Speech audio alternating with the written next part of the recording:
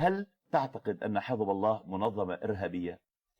The United States considers Hezbollah a terrorist organization, but the term terrorism is used by the great powers simply to refer to forms of violence of which they disapprove.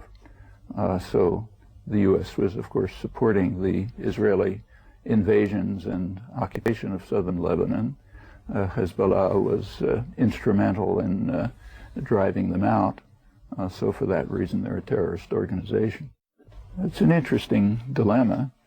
Personally, I'm very much opposed to Hamas's policies in almost every respect.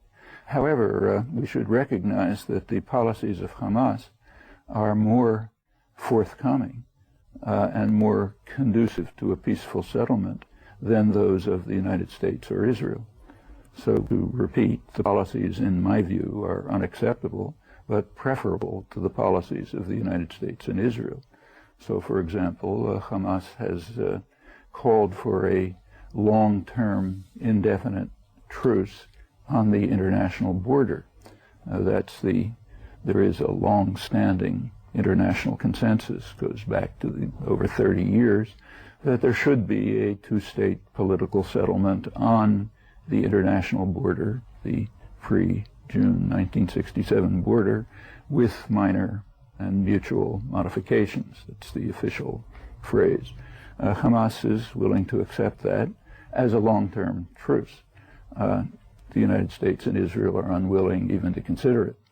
Hamas is being, the demand on Hamas by the United States and the European Union and Israel, the demand is first that they recognize the state of Israel. Actually, that they recognize its right to exist. Well, Israel and the United States certainly don't recognize the right of Palestine to exist, nor recognize any state of Palestine. In fact, they have been acting consistently and to undermine any such possibility. Second condition is that Hamas must renounce violence. Israel and the United States certainly do not renounce violence. The third condition is that Hamas accept international agreements. The United States and Israel reject international agreements.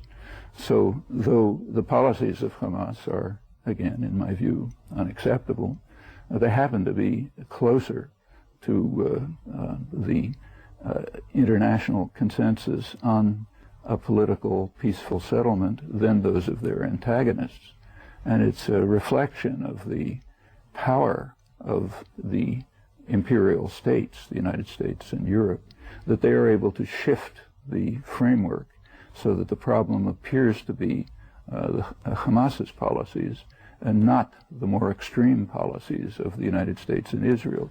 And remember, we must remember that in their case, it's not just policies, it's not words, it's actions. So if we compare the positions of the two sides, all are unacceptable, but those of Hamas are the least unacceptable. So framing the issue this way is a reflection of the power of the Western states to impose the framework of discussion. It's not something we should accept. As far as September 11th is concerned, I take the position that I've written, continued to. It was, as I wrote immediately, it was one of the most horrifying terrorist atrocities ever. It's probably the single worst terrorist atrocity, horrendous crime. But we should recognize that in the scale of terrorist actions, it is not unusual. It's, in fact, in Latin America, it's often called the second 9/11, not 9/11. The reason is that on 9/11, on September 11th, 1973, there was an even worse terrorist attack. In fact, to translate it, let's just imagine September 11th, 2001 was bad enough. But suppose what had happened was this. Suppose that Al-Qaeda had succeeded in attacking the White House, killing the president, installing a military dictatorship, a regime of terror and violence, which killed 50 to 100. Pardon? ماذا كان حصل؟ ماذا كان حصل؟ Well, let's continue. Yeah. Suppose that they had killed 50 to 100,000 people, tortured 700,000, installed a terrorist apparatus that was functioning all over the world to overthrow governments, carry out assassinations, and so on. Suppose that that had happened on September 11th. Well, in fact, it did. That's what happened on September 11th, 1973 in Chile. The only change I've made is to change the numbers to per capita equivalents. Well, that would have been vastly worse than what actually happened, but it did happen. That was the U.S.-backed installation of a military dictatorship in Chile, which overthrew and destroyed the oldest democratic system in Latin America. So that's only one example. There are many others. So, for example, September 11th, 2001 was a terrible atrocity, and in the West, it's considered unique, and it is, in a sense, unique. It's the first time in hundreds of years that massive terrorism was directed against the West. However, the West is the source of far worse terrorism and violence directed against others.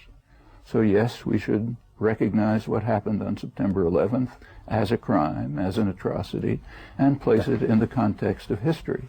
Now, the commissar class in the United States, of whom David Horowitz is an example, do not want that picture to be presented, just as their counterparts in the Soviet Union didn't want it to be presented. Well, the first achievement of George Bush after 9/11 was to attack Afghanistan. Let's take a look at what happened. The attack on Afghanistan was carried out for one explicit reason, because the war aim was stated explicitly.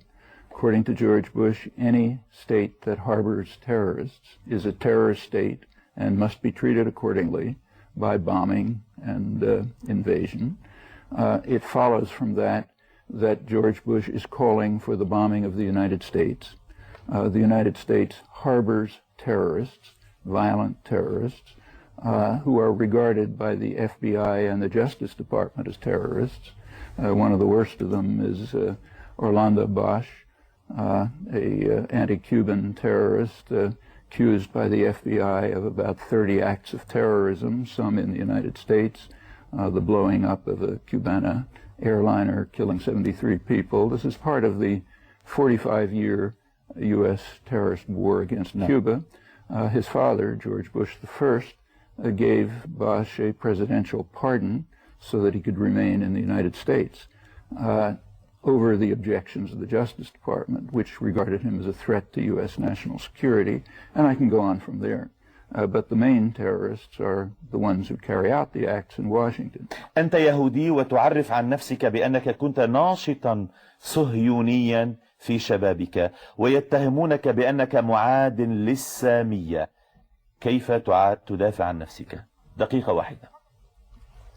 Well, actually, that notion has origins in the Bible, and I'm happy to accept the criticism. The origins in the Bible are King Ahab, who was the epitome of evil in the Bible, and he condemned the prophet Elijah for being a hater of Israel. The reason Elijah was a hater of Israel was because he was criticizing the acts of the evil king. And the king, like totalitarians throughout history, identified the state himself with the people, the country, and the culture. So if you criticize state policy, you're a hater of Israel, or a hater of America, or a hater of Russia, or any other country you like. So yes, I'm delighted to be in that company. ولكن ألا تعتقد الأمر طبيعي عندما تصف الممارسات الإسرائيلية أو الشبه الإسرائيليين بهتلر؟ ألا تعتقد وصفك بمعاداة سامية أمرا طبيعيا هنا؟ I have never described Israeli policies as being like Hitler, or anyone else's policies as being like Hitler. Hitler was unique. It's a historically unique, hideous development in human affairs. I don't think anyone is like it. On the other hand, I do say that some of the policies announced happen to be very similar to those of Hitler. So I quoted Hitler's remarks when he took over Czechoslovakia.